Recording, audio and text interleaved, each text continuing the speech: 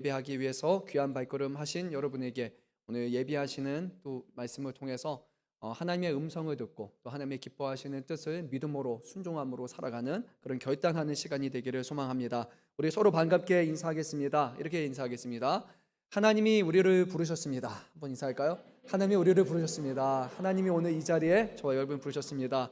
부르신 하나님께서요 우리와 함께 하십니다. 그래서 이렇게 또 인사하겠습니다. 하나님이 우리와 함께 하십니다. 이렇게 인사해 볼까요? 하나님이 우리와 함께 하십니다. 아멘. 하나님이 부르셨고 하나님이 우리와 함께 하십니다. 오늘 주시는 말씀을 통해서 우리에게 필요한 말씀을 꼭 주시라고 믿습니다. 사랑하는 성도 여러분, 혹시 믿음 신앙생활 하다 보면서 하나님 앞에 세웠던 서원이 있으십니까? 하나님 앞에 했던 약속이 혹시 있으십니까? 여러분 그 약속을 잘 지키셨습니까? 우리가 삶이 어렵다 보면은요 하나님 앞에 간절한 기대와 소망을 가지고 와서 기도를 합니다. 하나님, 지금 삶이 참 어렵습니다. 하나님, 그런데 이 문제만 해결되게 된다면 내가 하나님 앞에 더욱더 헌신하며 살아가겠습니다 라고 합니다. 물질의 어려움이 있다면 하나님, 이 물질의 문제만 잘 해결하게 되면 그러면 주님, 제가 더 물질을 위해서 살아가는 사람이 아니라 정말로 하나님 주시는 것이라고 믿고 감사하며 하나님 앞에 더 귀하게 쓰이는 사람 되기 원합니다. 아마 그렇게 기도를 하셨을 거고요. 또 몸이 아파서 불편했다면 주님, 나의 아픈 곳을 주님께서 어루만지시고 회복해 주시면 주님, 이제는 내 건강 또 내 생명을 주님을 위해서 더 헌신하며 살아가겠습니다. 아마 그렇게 했을 수도 있습니다. 또 시간일 수도 있고요. 또 학생 같은 경우에는 어떤 시험을 앞두고서 그리고 나에게 주시는 지혜의 미래를 가지고 하나님 앞에 드리겠습니다라고 그렇게 했던 시간이 있을 겁니다. 늘 우리가 간절하고 힘든 순간에는 하나님 앞에 모든 것을 다 내어드릴 수 있는 것처럼 하나님 앞에 그렇게 기도하지만, 그런데 우리가 어려운 상황이 지나가면 우리의 긴급한 문제가 해결되고 나면 우리가 언제 하나님 앞에 약속을 했냐는 듯이 어쩌면 약속을 하고 어기는 것이 너무나 익숙하게 되어서 이제는 그 약속을 기억하지 않고 우리 스스로 잊어버리며 사려고 했던 그런 시간들이 우리에게 있을 것이라 생각이 듭니다. 오늘 본문의 말씀도 이와 같습니다. 야곱이라는 한 청년이 있습니다. 그가 형의 분노를 피해서 빈손으로 도망치다가 해가 지자 돌 하나를 베개 삼아 잠이 듭니다. 그리고 바로 그 밤 하나님께서 그를 찾아오셨습니다. 그는 하늘까지 닿은 사다리, 그리고 오리내리는 천사들, 그리고 사다리 위에 서신 여호와의 음성을 들었습니다. 내가 너와 함께 있어 내가 어디로 가든지 너를 지키리라. 잠에서 깬 야곱을 그곳을 베델, 바로 하나님의 집이라고 그렇게 불렀습니다. 그리고 거기에 돌기둥을 세우면서 하나님 앞에 이렇게 서원을 했습니다. 하나님, 제가 하나님께서 나의 삶을 인도하셔서 안전하게 이 길을 잘 마치고 또 하나님께서 나의 삶 가운데 복을 주셔서 내가 다시 고향으로 돌아오게 된다면 그러면 하나님께 내가 감사하고 하나님을 나의 하나님이라고 부를 것이고, 그리고 하나님께서 내게 주신 거에 감사하여 10분의 1을 구별하여 드릴 것입니다. 그런데 오늘 말씀을 보니까 벌써 20년이 흘렀습니다. 하나님께서 그에게 두 아내를 주셨고 그리고 11명의 아들을 주셨습니다. 셀 수 없는 양의 떼를 가진 그런 부유한 사람이 되었습니다. 근데 그의 입에서 더 이상 베델이라는 이름은 나오고 있지 않습니다. 하나님 앞에 분명히 드렸던 기도가 있고 드렸던 서원과 약속이 있는데 그의 모든 형편이 점점 좋아졌고 이제는 가진 것이 많은 사람이 되었음에도 불구하고 하나님 앞에 드렸던 소원은 잊고 맙니다. 근데 오늘 말씀을 보니까 선을 잊은 야곱에게 하나님께서 먼저 찾아오셔서 말씀하십니다. 나는 베델의 하나님이라. 내가 거기서 기둥에 기름을 붓고 거기서 내게 선하였거늘. 야곱은 그 기도를, 그 약속을 잊었을 수 있지만 하나님은 그가 불렀던 이름 베델이라는 이름을 그대로 말씀하시면서 베델의 하나님이시다, 그리고 그가 했던 약속을 하나하나 기억하고 계셨습니다. 사랑하는 성도 여러분, 오늘 말씀에서요 하나님은 소원을 잊어버렸던 야곱을 부르셨습니다. 오늘 이 말씀을 통해 우리가 하나님 앞에 기도하면서 했던 약속들이 있다면, 소원들이 있다면, 우리가 잊어버렸던 시간들이 있다면, 하나님 앞에 충성되게 살아갈 것이라고 고백했던 시간들이 있다면 다시 한번 주시는 말씀을 통해 우리가 하나님 앞에 맺은 약속에 신실하게 살아가고 있는지를 한번 점검해 보는 시간이 되었으면 좋겠습니다. 하나님은 어느 것도 잊지 아니하시고 친히 기억하시는 하나님이시라는 것을 우리가 오늘 기억하면서 오늘 말씀을 함께 나누고자 합니다. 먼저 우리 1절 말씀을 함께 읽어보도록 하겠습니다. 야곱이 라반의 아들들이 하는 말을 들은즉 야곱이 우리 아버지의 소유를 다 빼앗고 우리 아버지의 소유로 말미암아 이 모든 재물을 모았다 하는지라. 아멘. 오늘 말씀의 시작은 이렇습니다. 야곱의 외삼촌 라반이 있고 그의 아들들이 이제 이것저것 막 수근수근 거리기 시작을 합니다. 그 수근거리는 내용이 무엇인가 하니까 그동안 야곱이 20년 동안 그의 외삼촌 라반과 함께 지냈습니다. 먼저는 첫 번째 아내를 얻기 위해서였고요. 그의 눈에 보기에 너무 아리따웠던 라헬을 얻기 위해서 라반에게 7년간 내가 일하겠습니다라고 했어요. 그런데 라반이 그를 속였습니다. 보니까 라헬이 아니라 레아였습니다. 그래서 다시 외삼촌에게 억울하게 얘기하니까 분명히 라헬을 달라고 했는데 왜 언니인 레아를 주십니까 하니까 라반이 7년을 더 일하면 그러면 라헬을 주겠다라고 그렇게 얘기합니다. 두 아내를 얻기 위해서 결국 그는 14년 동안 일했습니다.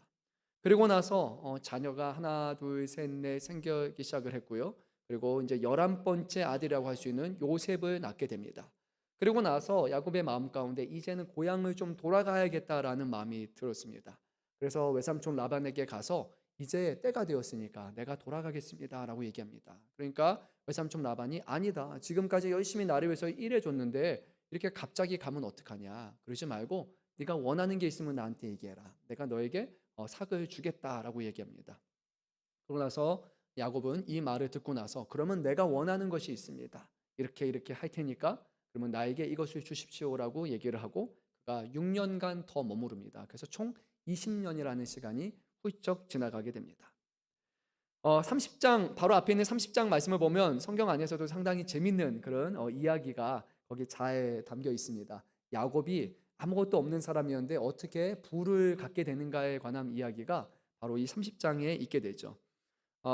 이 라반이 얘기를 합니다. 네가 원하는 것이 무엇이냐? 그러니까 야곱이 내가 그러면 이런 것을 나에게 주시기 원합니다라고 했는데 그게 뭐냐면 양하고 또 이제 염소가 있으면 거기에 얼룩덜룩한 게 있습니다. 뭐 아롱진 것이라고도 말하고 또 어떤 것은 점박이라고 하는 거예요. 그러니까 일반적인 하얀 양 또는 이제 뭐 검은 염소 이런 게 아니라 뭔가 얼룩덜룩한 그런 무늬가 있는 거면 그러면 이거를 나의 품삯으로 주십시오라고 그렇게 얘기를 합니다. 뭐 소위 말하면 딜을 하게 됐죠.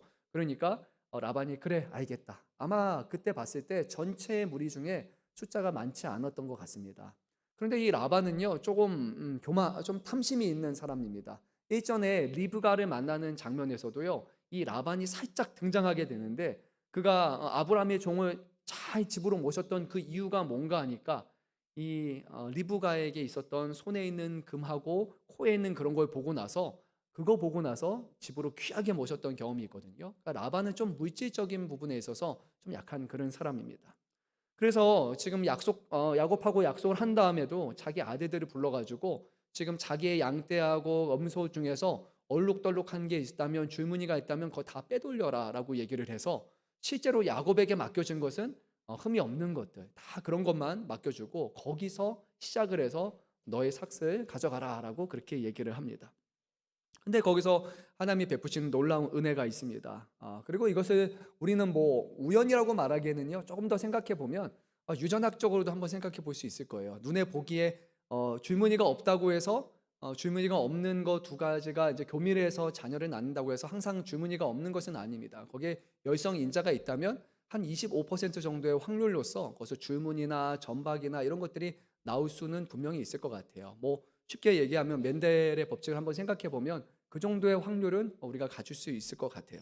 근데 그것이 다가 아닙니다. 여기서는 야곱이 상당히 재미난 일들을 하게 되는데 먼저 했던 것 중에 하나는 무엇이냐면요. 그가 이제 나무 막대기를 하나를 만듭니다. 그래서 나무 막대기의 껍질을 다 벗겨가지고 흰색으로 만든 다음에 이제 양들이 와가지고 물을 마시려고 할 때마다 그 앞에다가 탁 갖다 놓는 거예요. 그럼 이게 뭔가 좀 미신적인 역할을 해가지고 거기서부터 이제 교미를 하게 되면 줄무늬가 있는 그런 것들이 나을 것이다. 그런 기대를 가지고 야곱이 이런 방식을 한번 취합니다.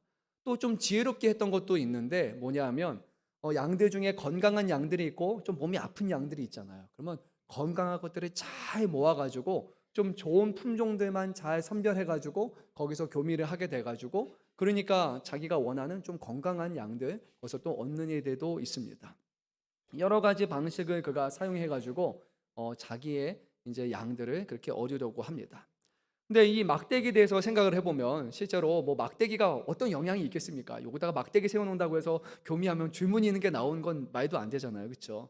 조금 더 이제 과학적으로 한번 찾아보니까 양과 염소의 털 색깔은 최근 논문을 좀 찾아보니까 5개 이상의 유전자 자위가 상호작용하는 어떤 다인자 유전에 의해서 결정된다. 벌써 말만 들어도 좀 어렵습니다. 그렇게 된다고 해요. 요인이 뭐 막대기 하나 보는 것이 아니라 최소한 5가지 이상이 상호작용합니다. 그러니까 하나하나 개별적인 게 아니라 5개가 얽히고 설키기 때문에 유전적으로 봤을 때 훨씬 복잡하다는 거예요.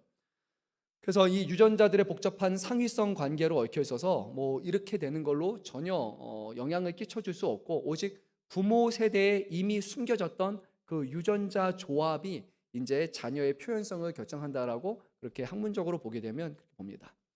어찌 됐던 간에 결과적으로 어떤 일이 일어나냐면 야곱의 양들이 어마어마하게 많아지게 되었습니다.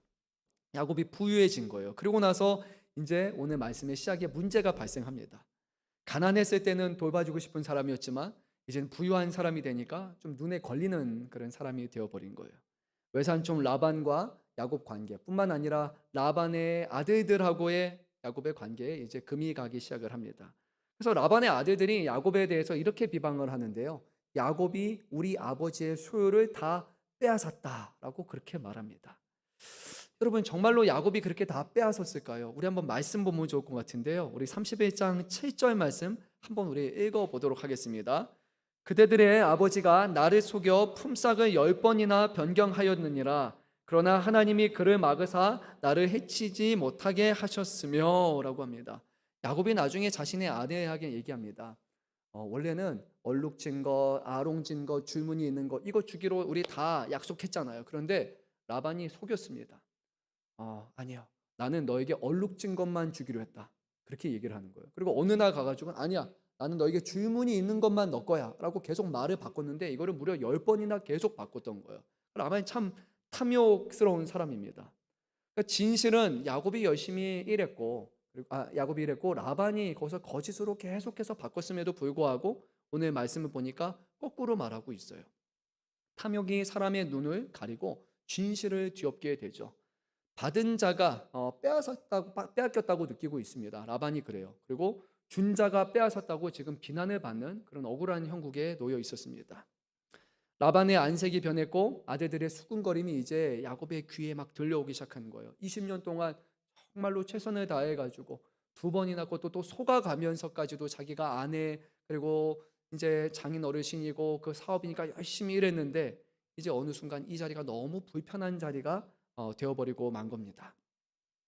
어쩌면 이제 우리 교회 안에 있는 성도님 중에도 50, 60 이렇게 넘어갈 때쯤에 우리가 직장에서 오래 일했는데 그동안의 젊음을 다 바쳤는데 청춘을 다 바쳤는데 어느 날 갑자기 이제 은퇴할 때가 되니까 분위기가 조금 달라지는 것을 경험해 본 분이 계실 거라고 생각이 들어요. 퇴직을 앞두게 되면 그동안 함께 웃으면서 같이 했던 사람들이 갑자기 뒤에서 수근수근 되는 것 같아요. 저 사람이 이제 갈 때가 된 것 같은데 왜 안 가고 있냐? 자꾸 이렇게 눈치를 주는 거예요. 그동안에는 함께 있을 때는 지기가 있을 때는 누구요 하면서 이렇게 열심히 고개 숙이면서 받들어 주다가 나이가 들게 되니까 이제 뭔가 거기서 밥을 축내는 사람인 것처럼 아주 불편하게 그렇게 되어버리고 만 겁니다. 어쩌면 교회 안에서도 이런 일이 발생할 수 있죠. 교회 안에서 직분을 맡아서 열심히 일을 하다가 그때는 충성되게 하다가 이제는 은퇴하게 되거나 몸이 약해지거나 상황이 어려워지게 되면 사람들의 마음이 이제 점점 교회에서 일 안 하고 있는 것 같고 뭐 헌신되지 않는 것 같고 지금 내 몸과 상황으로 그렇게 할 수 없음에도 불구하고 자꾸만 사람들이 불편하게 만드는 그런 일들이 어쩌면 교회라는 우리 공동체 안에서도 이런 것들이 얼마든지 발생할 수 있다고 생각이 듭니다. 오늘 야곱이 처한 상황은 바로 그런 것이었습니다. 그 전까지만 해도 편안하게 느꼈던 자리, 너무 좋았던 이 자리가 이제는 아주 불편하고 그런 자리가 되어버린 것이죠. 근데 하나님께서 오늘 이 일을 야곱에게 허락하신 이유가 있습니다. 근데 그 이전에 야곱은 이미 하나님께서 6년 전에 고향에 돌아갈 그런 마음을 원래는 주셨어요. 요셉을 낳고 나서 이제 집에 돌아가야겠다라고 했었지만 그때 야곱이 그 결정을 내리지 못합니다. 라반이 좀 더 머물러 있어라. 내가 너에게 돈을 줄 테니까 품삯을 줄 테니까 일해라라고 했을 때 결국 야곱이 그 품삯을 받아들이게 되고 그러면 내 집을 좀 더 키워야겠다라는 결정을 내린 나머지 그게 6년이라는 시간이 지나갔습니다. 그리고 그 6년이라는 시간이 이제는 그에게 불편한 시간으로 이제 다가오게 된 것이죠. 하나님께서는 야곱 스스로 베델을 기억하지 못하고 다시 돌아가야 될 것을 그가 마음속에서 잊어버리니까 이제 이 불편한 상황을 통해서 야곱에게 말씀하고 계시는 거예요. 이제는 떠나가야 될 때가 됐다. 벌써 한참이 되었는데 네가 이제 안 가면 안 된다라고 그렇게 말씀하고 있는 겁니다. 비단 이것은 야곱만이 아니라 우리의 삶에서도 그런 일들이 발생합니다. 우리가 그동안 익숙하게 여겼던 자리가 좀 흔들리게 될 때, 우리가 불편하게 될 때, 이 모든 것에서는 하나님이 갖고 있는 그런 이유와 계획이 있으시다는 거예요. 그 자리에 무조건 떠나가는 것이 목적이 아니라 하나님의 인도하심을 생각하지 못하고 그리고 하나님을 붙들지 못하는 우리들에게 우리의 힘과 우리의 열심과 땀으로 이룩한 자리가 언제든지 흔들릴 수 있다는 걸 가르쳐 주시고, 그래서 우리가 붙들어야 될 분은 바로 하나님과 그분의 약속이라는 것을 우리에게 깨우쳐 주시기 위함입니다.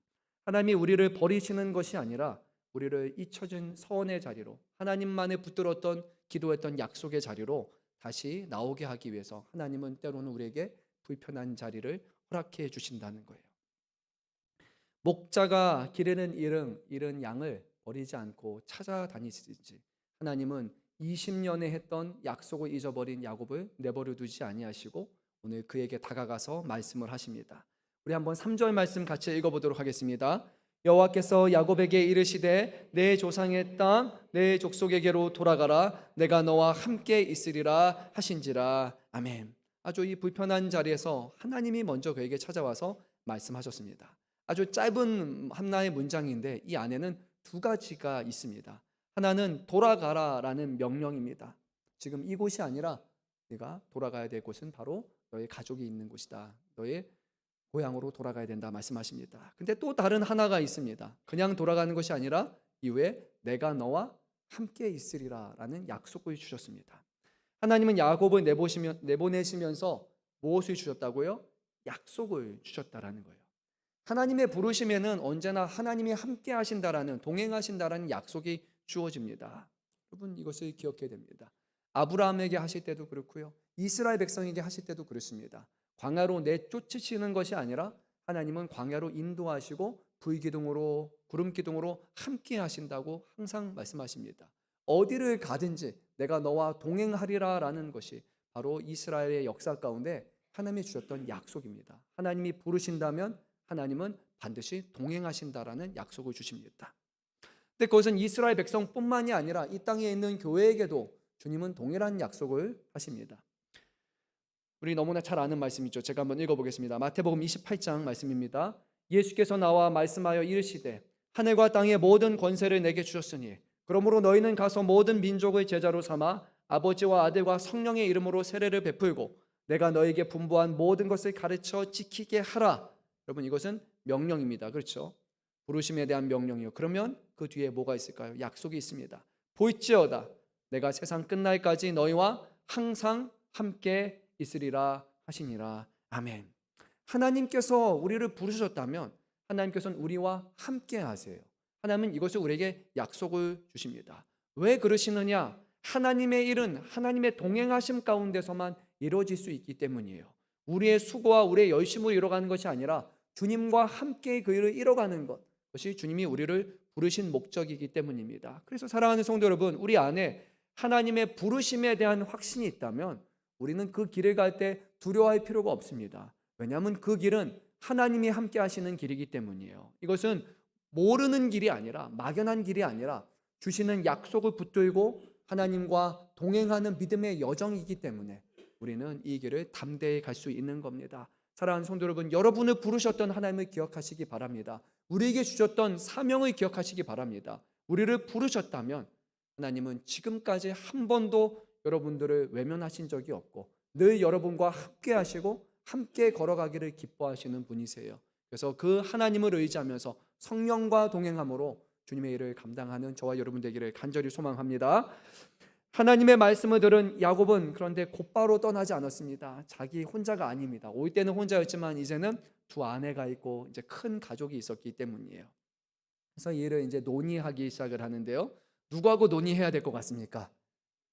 아내들이 그렇죠. 이제 두 명의 아내가 있습니다. 그래서 이 두 명의 아내를 밖으로 조용히 부릅니다. 집에서 얘기한 게 아니라 들판으로 불러냅니다. 아마도 라반의 귀를 피하기 위해서 아내를 불러냈을 겁니다. 그래서 야곱은 두 아내들에게 이제 자초지정을 이야기하기 시작을 합니다. 야곱이 먼저 현재 상황을 얘기하는데 5절 말씀을 보니까 이렇습니다. 너희 아버지의 안색이 내게 대하여 전과 같지 아니하나 내 아버지의 하나님이 나와 함께 계셨느니라 라고 합니다. 보니까 라반의 얼굴이 표정이 딱 봐도 좋지 않아요. 장인어른 하면은 표정이 벌써 안 좋습니다. 고개 젓고 그냥 보면 웃지도 않고, 예전에는 아우 그래 고마워 그렇게 해줘서 우리가 이렇게 잘 됐어 이러지 않아요. 이젠 보면은 벌써 이렇게 봅니다. 네. 알죠, 여러분? 네. 그렇죠. 교회 안에서는 그러면 안 돼요, 여러분. 네. 교회 안에서는 그러면 안 됩니다. 네. 네. 하나님의 교회 안에서는 안 돼요. 자, 근데 오늘 말씀 보니까 얼굴 안색이 좋지 않다라고만 말하는 것이 아니라 한 가지를 더 말합니다. 그런데 내 아버지의 하나님은 나와 함께 계셨느니라 하고 그렇게 고백을 합니다. 두 가지를 대조시키고 있어요. 너희 아버지, 그리고 내 아버지의 하나님이라는 것을 지금 말하고 있어요. 하나는 좋았다가 안 좋아진 아버지가 있는데, 또 하나는 지금 변함이 없는 분이시다라고 그렇게 고백을 합니다. 라반은 변했습니다. 처음에는 환영했습니다. 하지만 그가 부유해지니까, 상황이 좋아지니까 그를 외면합니다. 하지만 하나님은 한 번도 변하지 않으셨다라고 그가 고백을 합니다. 야곱은요, 그동안 하나님을 찾지 않았습니다. 여러분 잘 보세요. 30장부터 쭉 보시면요, 하나님 앞에 엎드리지도 않았습니다. 하나님 앞에 기도하지 않습니다. 야곱 정말 괘씸하거든요. 라헬을 만나는 장면에서도요, 기도하지 않고 아무것도 안 해요. 그동안 자기 힘으로 열심히 살아옵니다. 그런데 20년 지나고 나서야 상황이 어려워지니까 이제 그가 깨달은 거예요. 라반을 믿었고 라반을 신뢰했는데 라반에게서 외면당하는 그 순간, 나를 끝까지 외면하지 않으신 분은 하나님이시구나라고 비로소 깨닫고 그가 고백을 합니다. 우리도 그렇지 않습니까? 좋은 시절에 하나님을 찾습니까? 어려운 시절에 하나님을 찾습니까? 솔직하게 어려울 때 맞죠, 그렇죠?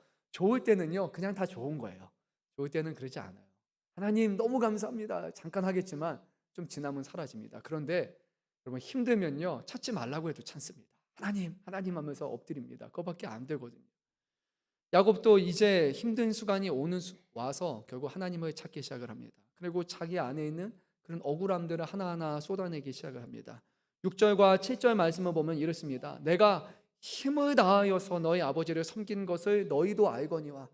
당신들도 알지 않습니까? 내가 얼렁뚱땅하지 않았고 정말로 열심히 했습니다. 성경의 말씀을 보니까 7년 동안 그가 아내를 위해서 일했는데 7년을 며칠처럼 일했다라고 할 만큼 정말 열심히 그가 기쁜 마음으로 했어요. 그렇게 14년 동안 두 아내를 위해서 일했고, 그리고 지금까지 6년 동안 열심히 헌신해서 그가 일했습니다. 그런데 너희 아버지가 나를 속여 내 품삯을 10번이나 변경하였으나 라고 얘기합니다. 그리고 어떤 일이 일어났는지 당신들도 잘 알지 않습니까? 라고 얘기하는 거예요. 나중에 가서 이 두 명의 아내가 다 수긍을 합니다. 왜냐하면 그들도 자기 아버지가 어떤 사람인지 너무나 잘 알기 때문이에요. 야곱이 그냥 하는 말이 아니었습니다. 그런데 이렇게 말합니다. 하나님이 그에게 나를 해하지 못하게 하셨느니라 라고 그렇게 얘기를 합니다. 하나님께서 지금까지 나를 지켜주셔서 내가 지금 이렇게 양들과 부유함을 쌓을 수 있었다라고 얘기합니다. 여러분 그게 구체적으로 드러나는 본문이 있는데요, 우리 한번 2절 말씀 읽겠습니다. 8절 9절 말씀 우리 한번 읽어볼까요? 8절 9절 읽겠습니다. 그가 이르기를 점 있는 것이 내 삭시 되리라 하면 온 양떼가 낳은 것이 점이 있는 것이요 또 얼룩무늬 있는 것이 내 삭시 되리라 하면 온 양떼가 낳은 것이 얼룩무늬 있는 것이니 하나님이 이같이 그들의 아버지의 가축을 빼앗아 내게 주셨느니라. 네, 이 말씀이 무슨 말이냐면요, 이건 라반이 먼저 그렇게 얘기하는 거예요. 얼룩덜룩한 게 네 거야. 얼마나 화가 나겠습니까? 그런데 놀랍게도 하나님이 그에게 은혜를 베푸셔서 얼룩한 거를 내 거라고 하면 낳는 새끼마다 다 얼룩한 게 나는 거예요. 그리고 점박이가 네 거라고 얘기하면 어떻게 돼요? 낳는 새끼마다 다 점박이만 태어나게 되는 거예요. 그래서 라반이 계속 뺏으려고 하는데 하나님께서 지켜주셔서, 그래서 품삯이 10번이나 바뀌었는데도 불구하고 지금 내가 그것을 받을 수 있었다라고 그가 얘기하는 겁니다. 20년간 최선을 다했는데 품삯이 10번이나 바뀌는 것, 말이 10번이나 바뀌는 거, 여러분 그 억울함이 얼마나 크겠습니까? 그런데 야곱은 이것보다 하나님께서 나를 해하지 못하게 하셨다. 라반의 부당함 뒤에 하나님의 보호하심이 있었다라고 그는 얘기합니다. 그 전까지는 우연이고 내가 수고한 거라고 생각했지만 이제 보니까 그 모든 것은 하나하나 퍼즐이 맞춰지는 거예요. 하나님께서 하셨지, 하나님께서 이루신 것이지. 그가 비로소 고백하고 있습니다. 그리고 야곱은 이것을 여기서 우리 잠시 한번 멈춰야 될 것이 하나가 있습니다. 네, 야곱이 지금 아내에게 여러 가지에 대해서 얘기하는데 모든 것을 다 말하진 않았어요. 말하지 않은 아주 기상천외한 행동이 하나가 있습니다. 창세기 30장 37절에서 39절 말씀을 보게 되면 야곱은 양떼가 불어나도록 자기 나름의 방법을 썼는데 그 중에 하나가 앞에 잠깐 얘기했지만 버드나무, 살구나무, 신풍나무의 껍질을 다 벗겨가지고 이것을 무이구유 앞에 딱 세워놓으면 줄무늬 새끼가 태어난다라고 믿었던 거, 이게 고대 근동의 그런 미신이죠. 근데 이거를 그는 열심히 했습니다. 이 막대기가 나에게 좋은 것을 줄 거라고 그렇게 믿으면서 그렇게 했던 거예요. 근데 여러분, 이 막대기를 놓는다고 해서 정말로 좀 얼룩덜룩한 애가 나오겠습니까? 아니죠. 이건 정말로 미신입니다. 절대 일어날 수가 없는 겁니다. 그러니까 야곱의 방법은 처음부터 아예 효과가 없었던 거예요. 양떼가 불어난 것은 나뭇가지 때문이 아니라 하나님의 때문이었지 그의 방식이 성공한 적이 없었습니다. 그런데 나름 자기의 방식이 성공했다라고 그는 믿었던 거였어요. 근데 야곱이 지금 아내들 앞에 이 나뭇가지에 대해서 이야기를 하고 있지 않아요. 자기가 했던 어리석음과 자기가 했던 실패에 대해서는 얘기하지 않고 그는 하나님께서 베푸신 은혜에 대해서만 얘기하는 것을 보게 됩니다. 그러니까 종종 저는 그렇게 생각이 들어요. 제가 간증을 좀 조심스러워하는 이유 중에 하나가 뭐냐면 우리가 하나님 앞에 간증을 할 때 우리가 잘못했던 것들, 우리의 어리석음과 우리의 죄와 우리의 실패에 대해서는 조금 얘기를 좀 안 하고 그리고 우리가 넘어서는 그런 경향이 좀 있는 것 같아요. 간증이 그 자체로 진실되다라면 그러면 그 유익이 참 크겠지만 아무래도 우리 자신에 대해서 얘기하는 것만큼 그런 부족함과 때로는 숨기고 싶은 것도 있고 덮어서 얘기하는 것들도 우리에게 분명히 있는 것 같습니다. 근데 하나님은요, 놀랍습니다. 야곱이 얘기한 게 정확하게 사실대로 모든 것을 얘기하지 않았지만요, 하나님께서는 그의 불완전한 간증마저도 불완전한 고백까지도 사용하셔서 이 두 명의 아내들의 마음에 감동을 주시는 거예요. 그러니까 중요한 것은요, 간증이 얼마나 완성도가 있느냐, 우리가 믿지 않는 사람들에게 얼마나 복음을 완벽하게 잘 전하느냐, 거기에 달려있는 것이 아니라 우리가 바른 방향으로 전하고 있다면 하나님은 그 부족함 가운데서도 일하여 주신다는 거예요. 만약에 우리가 전하는 말, 거기에 모든 힘이 있다고 생각한다면 과연 몇 사람이나 우리의 말 듣고 설득되어서 교회 다니겠습니까? 몇 사람이나 우리의 말로서 언변을 바꿀 수 있겠습니까? 목사인 저도요, 제가 여러분에게 얼마나 말을 많이 전한다고 해서 여러분들이 바뀔까요? 여러분, 저는 그렇게 생각 안 합니다. 마음에 감동과 찔림은 찾아오지만요, 우리의 사람을 정말로 바꾸는 것은 제 말과 언변과 이것이 아니라 그 우리의 마음 가운데 일하시는 하나님의 역사라고 저는 믿거든요. 그래서 때로는요, 제가 하는 말이 이상한 말인데도 불구하고 그걸로 은혜를 받기도 하고 또 제대로 된 말을 했는데도 그건 다 까먹고 다르게 말하기도 하고 저는 그걸 믿을 수가 없어요. 그런데 그 부족함 가운데서도 일하시는 분이 바로 성령님이시기 때문에 성령 하나님이 우리 안에 일하신다는 거예요. 그래서 우리는 완벽한 사람, 복음을 잘 전하는 사람, 그리고 얼마나 정확하게 전하느냐 보다는 더 중요한 것은 바른 방향을 가지고 하나님을 의지하고 이 일을 하느냐 아니냐가 더 중요하다는 거예요. 제일 놀라운 변화는 이것입니다. 야곱의 입에서 하나님이라는 이름이 다시 나오기 시작했다는 거예요. 여호와가 하나님이시라는 고백은 20년 동안 그 앞에 사라졌던 이름이었지만 이제 비로소 다시 하나님의 이름을 거론하기 시작했습니다. 하나님이 하셨습니다. 하나님이 지키셨습니다. 하나님이 빼앗으셨습니다. 하나님이 나를 돌보셨습니다. 여기가 바로 야곱의 믿음, 그의 회복의 시작이었습니다. 이제 이어지는 10절에서 12절 말씀을 보게 되면 야곱의 이야기는 꿈의 회상으로 가게 되는데요. 또 하나 아주 재미난 것이 하나가 있습니다. 뭐니까요? 이제 양들을 점박이도 있고 이렇게 여러 가지 아롱지건도 있고 그리고 줄무늬 이 세 종류가 있었는데, 근데 제일 중요한 것은 이제 거기서 새끼가 태어나야 되는 거잖아요. 이제 이 교미를 해서 이제 새끼가 태어나야 되는데 놀랍게도 말도 안 되는 일이 한 가지가 일어나는 거예요. 뭐냐니까 수컷은 다 점박이, 줄무늬, 그리고 교미하는 수컷은 점박이, 줄무늬, 아롱진 거 세 개밖에 없는 거예요. 이제 애를 낳을 때가 되면, 교미할 때가 되면 그냥 흰색이나 가문색이나 일반적인 거는 아예 교미할 생각을 하지 않고 수컷만, 얼룩덜룩한 것만 와가지고 그렇게 하는 거예요. 그러니까 이거는 야곱이 의도한 것이 아니라 하나님께서 행하신 일이라는 것을 그가 고백하는 거예요. 하나님께서 그에게 말씀하셨어요. 뭐라고 하냐면 양떼와 교미하는 수장은 다 얼룩무늬, 점무늬, 줄무늬가 있을 것이다 라고 했고, 그렇게 행하시는 이유는 뭐냐? 야곱이 자꾸 너를 속여서 빼앗았기 때문에 이제 내가 이런 방식으로 너의 것을 되찾아 주겠다라고 하신 겁니다. 야곱은 하나님을 비로소 얘기하고 있습니다. 그전에는 아내에게 얘기 안 했어요.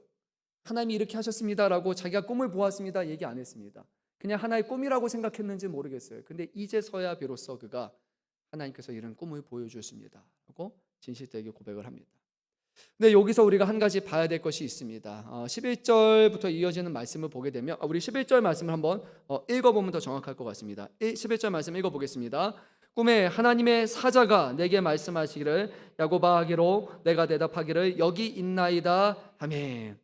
그리고 나서 13절에서 뭐라고 하냐면요, 나는 베델의 하나님이다 라고 이렇게 말합니다. 11절에는 누가 나타났다고요?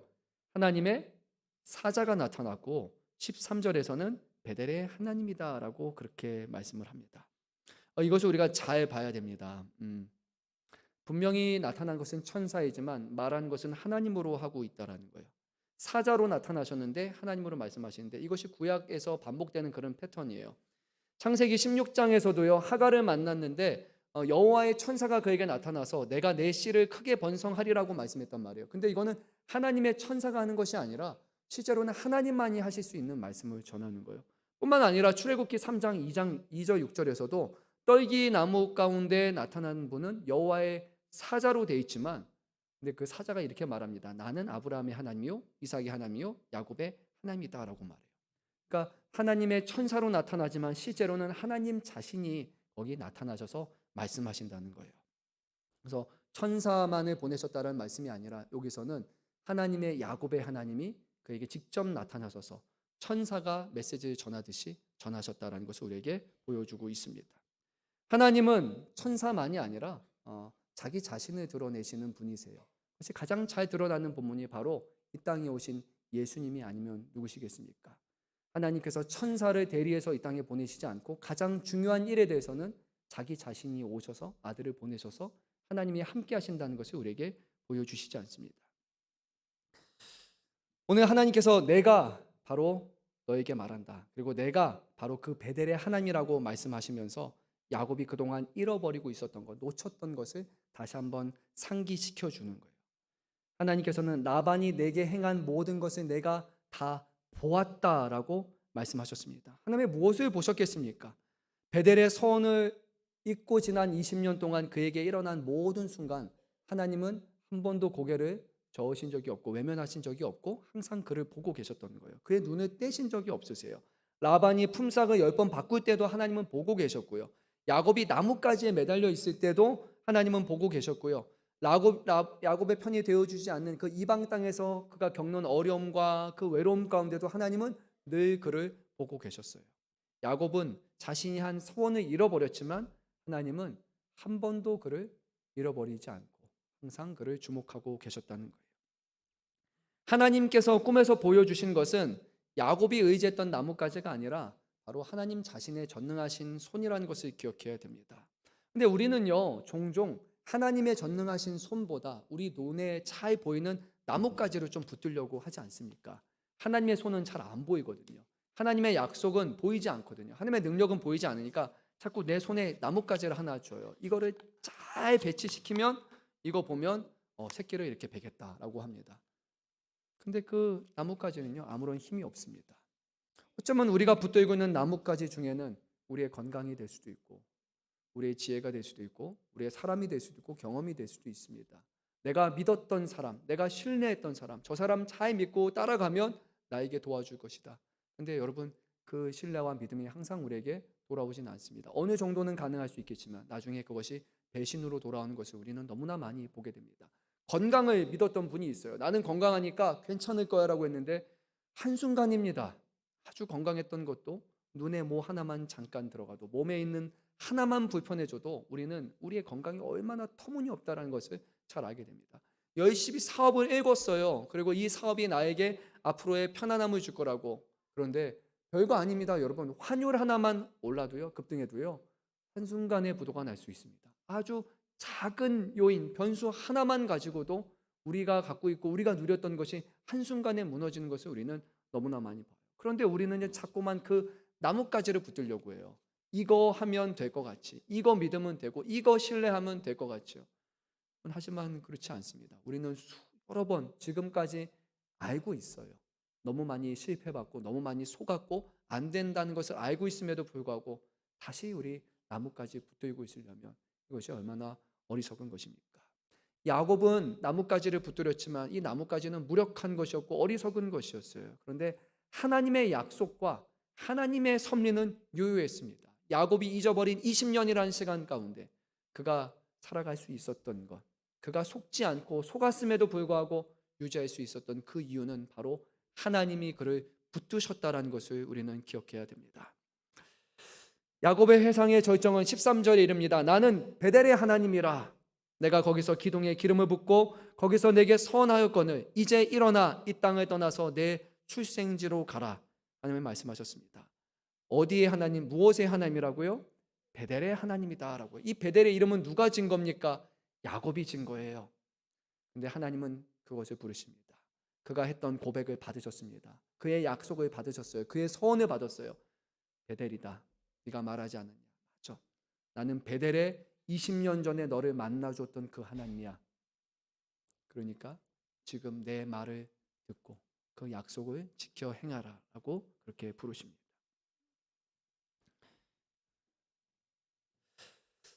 사랑하는 성도 여러분, 근데 이게 어떻게 보면 이 말씀이 너무 오래된 이스라엘의 백성의 과거의 사건으로만 우리에게 들려질 수도 있을 것 같아요. 야곱의 하나님, 우리의 조상도 아니라고 생각이 들잖아요. 근데 실제로 그렇게 보이지만 또 그렇지만은 않은 것이 있습니다. 왜냐하면 이 땅에 오셨던 예수님이 하셨던 말씀이 있기 때문이에요. 요한복음 1장 51절에서 예수님은 나다나엘에게 이렇게 말씀하셨습니다. 진실로 너에게 이르노니 하늘이 열리고 하나님의 사자들이 인자 위에 오르락 내리락 하는 것을 보리라.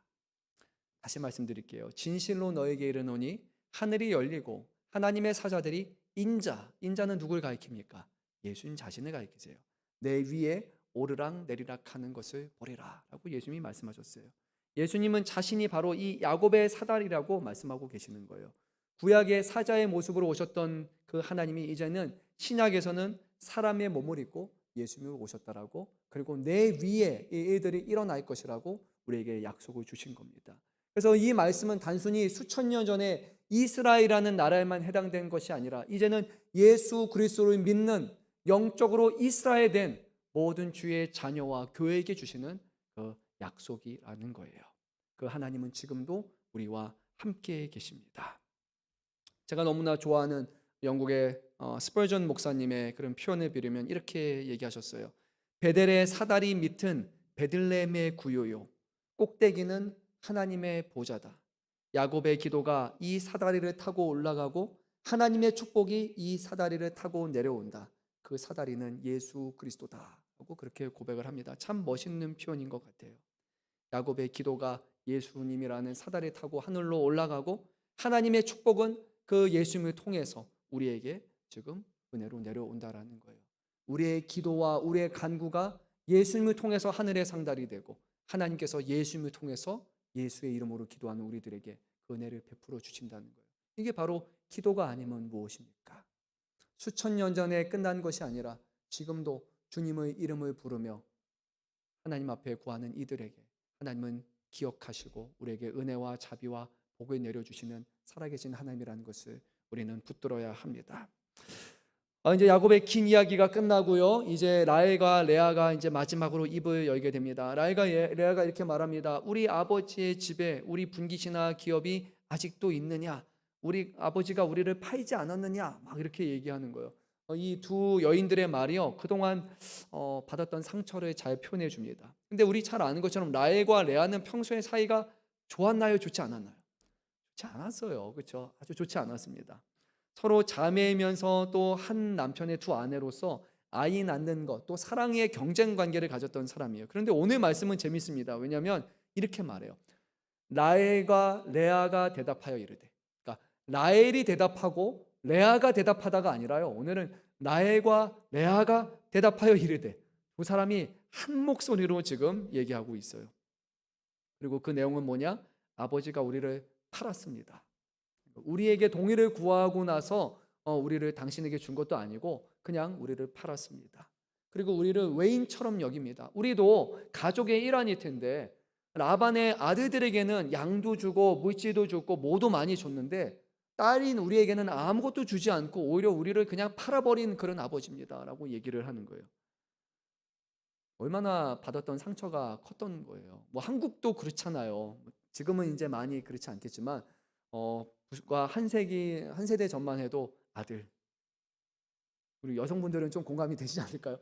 아들을 낳아야 인정을 받잖아요. 그래서 항상 아들을 낳아야 돼요. 이 아들이 가문을 일으키는 사람인 것처럼 아들이 중심이었던 게 한국 사회잖아요. 아들에게는 공부도 시키고 아들에게는 무엇도 하고 아들이니까 저것도 주는데 딸이니까 딸은 그냥 우리 집 사람이 아닌 것처럼 그냥 나간 사람인 것처럼 그렇게 했잖아요. 오늘 시대는 좀 바뀌었어요. 그렇죠? 딸이 더 막 소중하다 막 이렇게 얘기하는 시대인데요. 부모임에도 불구하고 한 부모 아래서도 유산을 받은 사람이 있었고 받지 못한 사람이 있었고 우리 가족으로 여긴 사람이 있었고 근데 이 딸들은 우리는 이방인처럼 외지인처럼 우리의 모든 것을 다 빼앗간 아버지라고 그렇게 그동안 여기면서 살았던 거예요. 근데 그게 끝이 아니라 더 중요한 것은 뭐냐면요. 그가 야곱의 고백을 듣는 순간 하나님 아버지를 보기 시작을 했다는 거예요. 우리의 아버지 라반은 우리에게 상처만 줬던 사람인데 그런데 하나님 아버지는 그런 분이 아니군요. 라고 그들이 깨닫습니다. 그래서 16절에서 이 여인들이 이렇게 말하는데 이건 한번 우리 같이 읽어보도록 하겠습니다. 하나님이 우리 아버지에게서 취하여 가신 재물은 우리와 우리 자식의 것이니 이제 하나님이 당신에게 이르신 일을 다 준행하라. 이 두 여인들이 하나님의 이름을 언급을 하는 거예요. 우리 아버지는 다 빼앗아 갔지만 아니요. 근데 하나님은 보니까요. 우리에게 주십니다. 라고 그렇게 고백을 합니다. 우리와 우리의 자녀 것들을 하나님이 다 찾아서 주십니다. 당신이 말한 것처럼 이스라엘 하나님, 그 하나님은 살아계신 하나님입니다. 라고 이 두 딸이 이제 고백을 하게 됩니다. 라반의 아버지 됨은 실패했지만 하나님의 아버지 됨은 실패하지 않는다. 라고 그들이 고백을 하고 있습니다. 상처 속에서 피어난 사랑과 믿음이 바로 여기 있다고 생각이 듭니다. 우리의 부모가 우리를 사랑하고 헌신하고 우리 위해서 많은 것을 희생하지만 그래도 사람이기 때문에요. 여러분, 사람에게는 한계가 있습니다. 사람이잖아요. 부모가 완벽한 부모가 과연 몇이나 되겠습니까? 부모는 잘못된 선택을 하기도 합니다. 두 사람을 동일하게 사랑해야 되는데 에서와 야곱을 편애하는 사랑을 우리가 받잖아요. 그래서 깨어진 가족의 모습을 많이 보잖아요. 이후에도 야곱도 동일하게 그렇게 해가지고 요셉을 편애한 나머지 아들들에게 팔려가는 일들을 보게 되잖아요. 사람의 부모는 그럴 수 있다라는 거예요. 라반이 보여준 아버지의 모습은 인간의 한계를 잘 보여주지만요. 하나님이 보여주시는 진정한 아버지의 모습은 다릅니다. 그 하나님 아버지께서는 자신의 사랑하는 독생자를 십자가 위에 내어주는 진정한 사랑을 우리에게 보여주십니다. 인간의 아버지가 실패한 바로 그 자리에서 하나님은 가장 값진 것, 대체할 수 없는 자신의 것을 내어주심으로 하나님 아버지의 사랑이 무엇인지를 우리에게 십자가 위에서 분명히 보여주셨습니다. 사랑하는 성도 여러분, 우리 안에도 가정의 상처를 안고 계신 분이 있을 거라고 생각이 듭니다. 근데 오늘 이 말씀을 통해서 우리 하나님은 말씀해요. 인간의 부모는 그렇지 못할 수 있지만 나는 너희를 사랑하고 나는 너의 영원한 아버지가 되었고 이것을 위해서 너에게 가장 귀한 내 하나밖에 없는 아들을 이미 내어 주었으니까 나를 아버지를 여기고 믿으며 살아가라라고 우리 하나님이 우리에게 말씀하고 계십니다. 그래서 오늘 이 두 여인이 결국 말합니다. 하나님이 야곱 당신에게 이르신 대로 다 행하십시오 라고 그렇게 말하고 이제 이 가족이 결국 다시 베델을 향해서 출발하기 시작을 합니다. 야곱은 잊어버렸지만 하나님은 잊지 않으셨고 하나님께서 행하신 일들을 그의 아내들에게 고백할 때 이 가정이 하나 되는 것을 보게 됩니다. 하나님의 사랑이 얼마나 우리가 중요한지를 기억해야 됩니다. 부모의 사랑으로 자녀들을 잘 사랑해 줄 수 있어요. 그리고 잘 보다듬어 줄 수 있습니다. 하나로 묶어 줄 수 있지만요. 근데 부모가 의도하지 않았는데도 불구하고 나중에 자녀들은 상처를 받았다고요. 첫째한테는 이렇게 줬고 둘째한테는 이렇게 줬고 셋째한테는 이렇게 줬고 넷째한테는 이렇게 줬고 우리가 다 다른 사랑을 편애를 받았다고 자녀들은 그것만 생각할 수 있을 거예요. 왜 그때 그 자리에 있어 주지 못했냐고. 왜 그때 나를 위해서 이렇게 해 주지 못했냐라고 그런 상처와 아픔의 모습이 우리에게 있을 겁니다. 근데 우리 가정이 진정으로 그 아픔과 부족함을 벗어날 수 있는 방법은 부모의 헌신적인 사랑이 아니에요, 여러분. 그것도 필요하지만 더 중요한 것은 우리 자녀들에게 우리 가정 가운데 그 어떤 것으로도 만족시킬 수 없는 진정한 사랑의 중심이 되시는 하나님 아버지를 전하는 것밖에 없습니다.